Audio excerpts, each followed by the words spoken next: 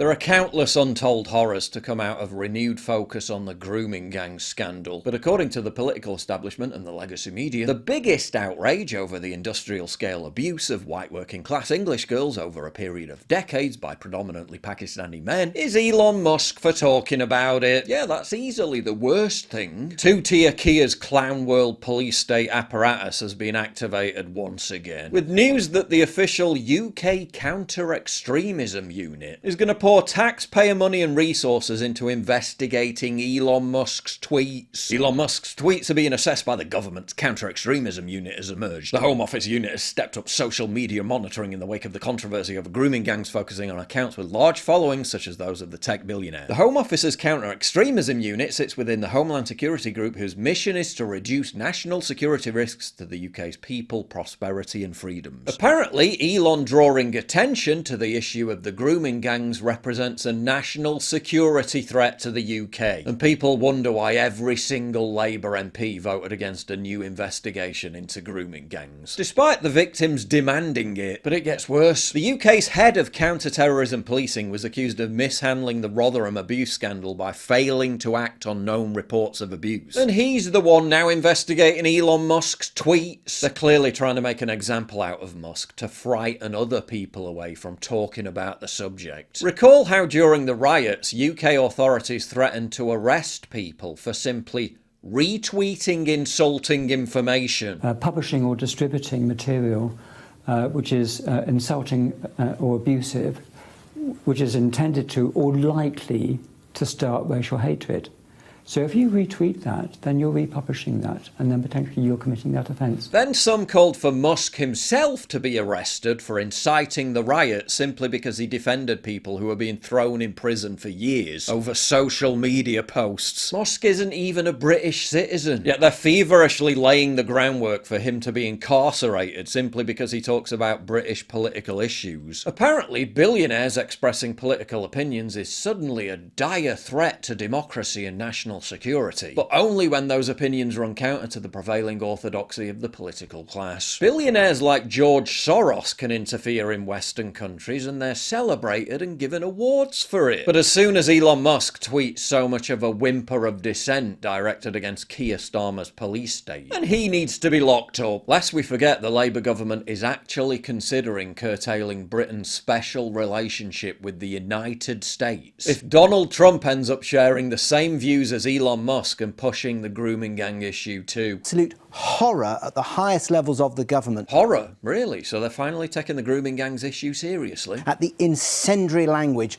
we have seen from Elon Musk. Oh, so the absolute horror isn't directed towards the fact that the political establishment covered up the grooming gang scandal, abandoned the victims, in some cases deliberately silenced them. The horror isn't in response to the appalling abuse that these girls suffered over multiple years. No, the true horror is directed towards Elon Musk for daring to talk about it. And for that, they're literally willing to jeopardise Britain's geopolitical alliance with the United States of America. Probably the most important and consequential alliance in world history. Then there may well be some very, very serious questions about the nature of our ongoing security partnership with the United States. Wow. Utterly, truly insane. The world is on the brink of a food crisis. And thanks to rising fertilizer demand and the fallout from the Ukraine-Russia conflict, some experts are warning of further food price increases and shortages. Within 2 generations, we're going to have to produce double the amount of food to feed our growing population. The main culprit here is potash. It's a critical fertilizer that has skyrocketed by 400% in the past few years. High potash prices have a significant downstream effect on food prices and the nutritional quality of crops, creating a ripple effect throughout the global food system. Take Brazil, for example. They produce 1 in 10 of food plates globally, yet import 98% of the potash they use. Enter Brazil Potash Corp, the sponsor of today's video, listed on the NYSE American under the symbol GRO. Their Autarzies project, if constructed, will produce roughly 2.4 million tons of potash annually once operating at full capacity, enough to satisfy 20% of Brazil's needs. The mine is expected to have a life of 23 years at this rate, based on exploration of only 5% of the project's basin, meaning multi multi-generational production potential. The project is located near the Amazon River system, offering a major reduction in shipping costs and travel time to reach farmers. The total cost to extract, process and deliver from Atazes is expected to be less than half of imported potash and take only 2.5 days transit time versus over 100 days. Construction permitting is in place, and the company just closed a $30 million IPO towards financing the construction of the project. They're backed by a world-class team to bring their plan to fruition. Mayo Schmidt, who helped build Nutrien into the world's largest potash producer with a 23 billion market cap, has joined as executive chairman. He brings over 30 years of agricultural experience, previously holding senior positions in ConAgra Grain and General Mills, and being the architect that created Viterra, which is currently being acquired for $8.2 billion. He's joined by the former Attorney General of Brazil, the former Minister of Agriculture, and the former Senator of the largest farming region in Brazil as part of the advisory board. Many producers have also jumped on board. Franco-Nevada Corporation has signed on as a cornerstone investor, and the Imagi Group secured an off-take agreement. As they move toward production, Brazil Potash could establish itself as a significant player in a fast-growing market. Wall Street has seen the sector's growth potential, with institutional investors and more than 77 hedge funds adding potash stocks to their portfolio over the past year. As always, do your own research, but in my view it's a great time to check out Brazil Potash Corp, listed on the NYSE under the symbol GRO via the link down below. Despite Starmer's Labour government desperately blocking a new inquiry into the grooming gangs because their predecessors and many individuals still at the top of the political establishment were instrumental in covering it up, genuinely horrific details of what's been happening up and down the UK continue to be revealed. Like fathers being told by police to shut up about their daughters being gang raped because it might be seen as racist and they would be arrested. When I found out, I phoned the police up.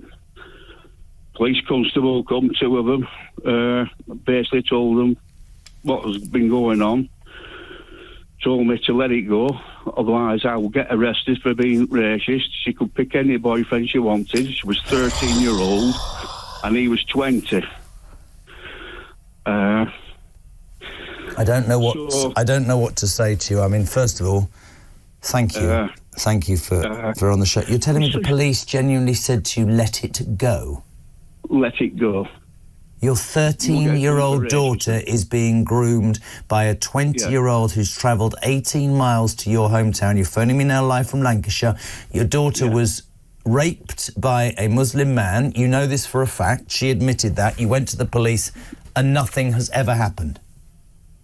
Nothing happened. The only thing that happened is that 4 cars and a van came up from Oldham to look for me, to do me. Don't forget, this was happening against the backdrop of a deliberate policy to cover up the scandal, because the Labour government thought it would jeopardise the image of the UK as a diversity-friendly multicultural haven. In some cases, the police would respond to fathers physically trying to rescue their daughters from the hands of these vile criminals by arresting the fathers. Jack, your daughter was being abused by gangs and the police were doing nothing. But they did come for you. What happened when you tried to save her from an abuse den?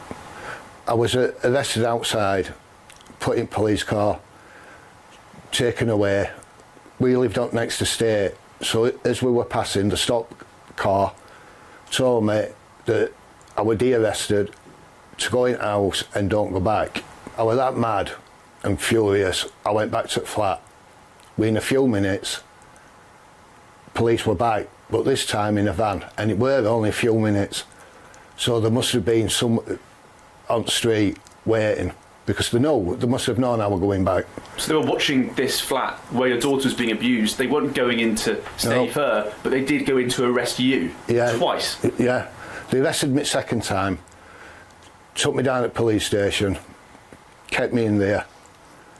About an hour and a half later, they come into, because they didn't put me in a cell, they put me in a room.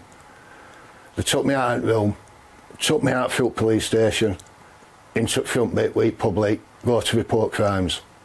Took me outside and said, right, go home, because if you go back to that flat, we're going to arrest you for stalking. And I don't know if you know or not, but there's serious new stalking laws coming, and we'll arrest you for stalking the occupants of that house. extraordinary. Quite strange, isn't it, that a political class which prides itself on being courageously anti-racist not only turns a blind eye to and whitewashes, but in some cases purposefully conceals the most obvious example of organised racial abuse, given that it specifically targeted white girls in modern history. But forget all that. The biggest outrage is Elon Musk for talking about it. The abuse itself shouldn't be investigated. No. Elon Musk should be investigated for making people aware of it. If you value what I do and you want to help support me, please visit pauljosephwatson.locals.com and either pledge a one-time donation or subscribe to join my community, get early access videos, and message me directly. And exclusive live streams coming soon too. Promise. Check out the Locals link down in the description. And don't forget to take a look at the brand new website modernity.news. That's where you'll find all my content, including exclusive articles. That's modernity.news.